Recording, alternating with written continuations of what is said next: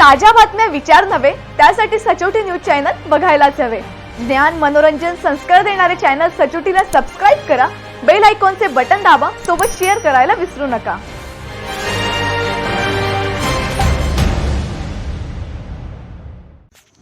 संपूर्ण महाराष्ट्रामध्ये राज्यातील 62 शिक्षण अधिकाऱ्यांनी विभागीय उपसंचालकांना हाताशी धरून नियमबाह्यरित्या अनुदानित खासगी माध्यमिक, उच्च माध्यमिक शाळांमध्ये लाचखोरी करून 9000 प्रकरणामध्ये बोगस शिक्षक कर्मचारी यांना मान्यता दिली आहे। यामुळे शासनाला किमान 5000 कोटींचा फटका बसलाय। 2012 पासून शिक्षक भरती बंद आहे। याचा गैरफायदा शिक्षण संस्था चालकांनी शिक्षण अधिकाऱ्यांना हाताशी धरून बोगस विद्यार्थी, बोगस तुकड्या, बोगस हजेऱ्या तयार करून संच मान्यता करून घेतल्या। विशेष म्हणजे विद्यार्थी नसताना वर्ग तयार झाले। हरामखोर शिक्षक अधिकारी लाखो रुपये घेऊन संच मान्यता, शालार्थ आयडी देऊ लागले। 2012 पूर्वीची नियुक्ती दाखवून मागील फरक काढण्यासाठी वेतन अधीक्षक लाखो रुपये घेऊन कोट्यावधी रुपये खात्यात टाकू लागला।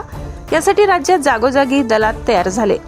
शिक्षण अधिकारी निवृत्त झाल्यावरही मागील बोगस सह्या करू लागला। यात राज्यातील बहुतांश शिक्षण अधिकारी कोट्याधीश झाले, गडगंज मालमत्ता झाली। गेल्या 12 वर्षात शासनाची तिजोरी लुटण्यासाठी टोळ्या तयार झाल्या। बोगस डिग्र्या घेऊन शिक्षक झाले। यातील बरेच शिक्षक हे व्यसनाधीन आहेत। कित्येकांनी विद्यार्थिनीशी गैरवर्तन केलेले आहे। हरामखोर शिक्षण अधिकाऱ्यांमुळे शासनाला 5000 कोटींचा फटका बसला असून वरून बोगस शिक्षकांची पैदास झाली। यामुळे भयभीत झालेल्या नागरिकांनी इंग्रजी शाळांकडे मोर्चा वळविला। राज्यात मोठ्या प्रमाणावर तक्रारी वाढल्याने 2017 पासून शासन स्तरावर चौकशी होत आहे। पुणे, मुंबईपर्यंत भ्रष्टाचार गेल्याने ठोस कार्यवाही होत नाही।